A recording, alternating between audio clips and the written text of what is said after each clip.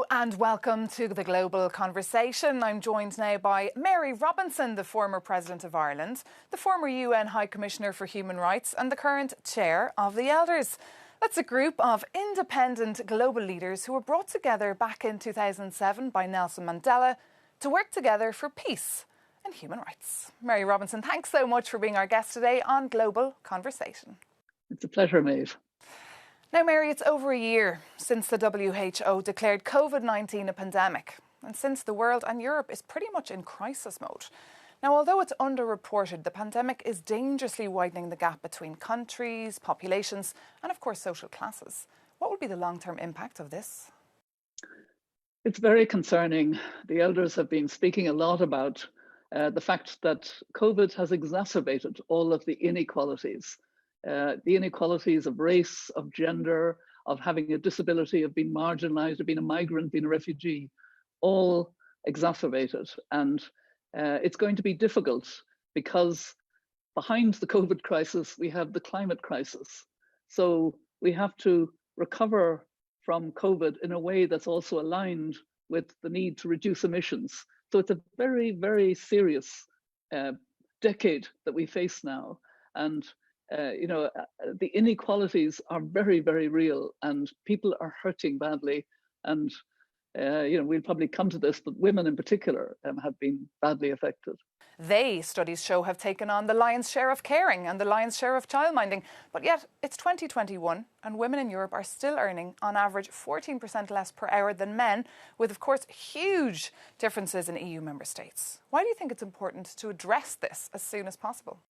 It's really important to address what the UN is now calling, UN Women is calling generation equality, and to do it to mark the 25th anniversary of Beijing, which was actually last year, but we're marking it this year with a particular focus. And it is true that women's work has been recognized in health, in care, even in cleaning hospitals, low-paid jobs that we now appreciate more because they've kept places open that otherwise wouldn't be open. And yet women are also disproportionately unemployed, either because they're in sectors like hospitality, retail, that are particularly affected by COVID, or, as you've said, they carry more of the care burden and may have had to withdraw from the workforce because of homeschooling or caring for the elderly and so on. Do you think that this pandemic may serve as a wake-up call to Europe, that as a continent we are all getting older and we need to start preparing perhaps for the next pandemic or for 2060? And then robots will be around, but they won't, of course, be paying taxes.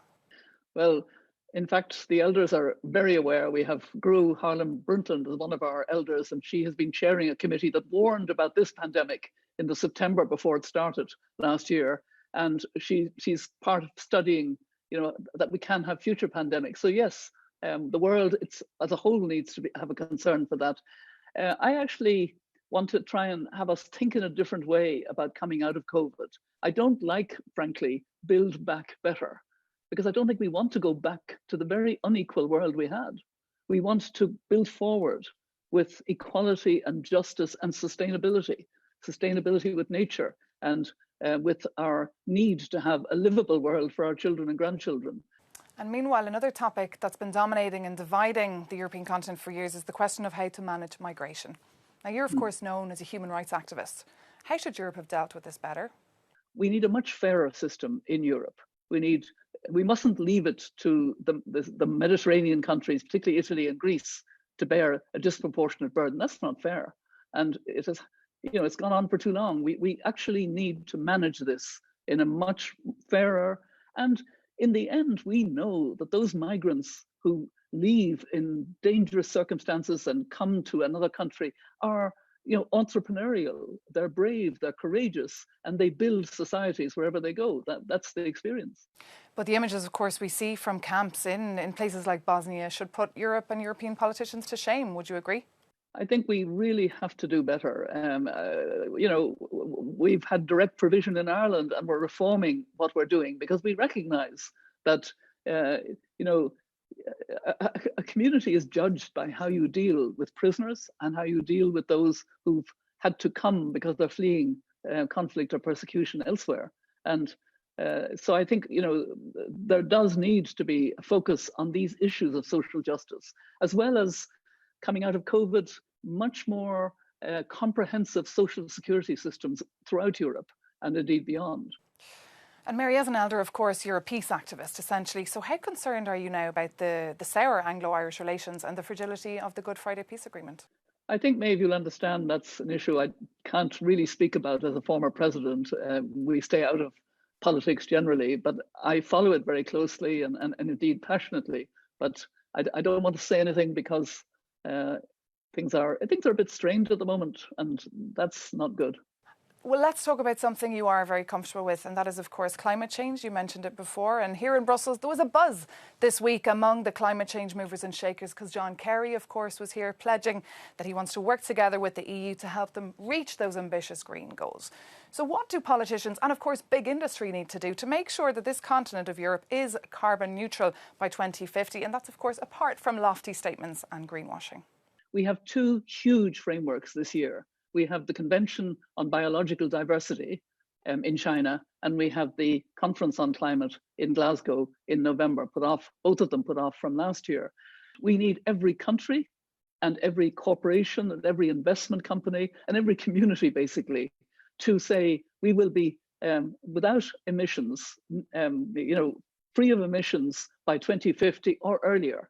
And then work backwards. What does this mean in 2030, in 2025? What does it mean in the pledges we're making for our countries? And as yet, we're not on course. If you add up what we know of what countries are pledging, we have not got a safe world. Yeah, time is absolutely flying by.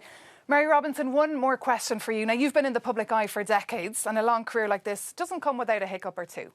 Yours came, of course, back in 2018 in Dubai when you encountered Princess Latifah. Now, I know you've spoken about this a lot in the last couple of weeks and you've been honest and you've said that you were naive. But I still want to ask you, do you feel that the last 2 years were perhaps a missed opportunity maybe to advocate more vocally for her case? I think it's actually very important now to support the Office of High Commissioner, the High Commissioner who has asked for proof of life, and to actually go further with the mandates of the office and seek the release, not just of Latifah, but also of her sister. That's where the focus has to be. That's where the focus has to be. OK, Mary Robinson, thank you so much for being our guest today on The Global Conversation. Take care and stay safe. Thank you, Maeve.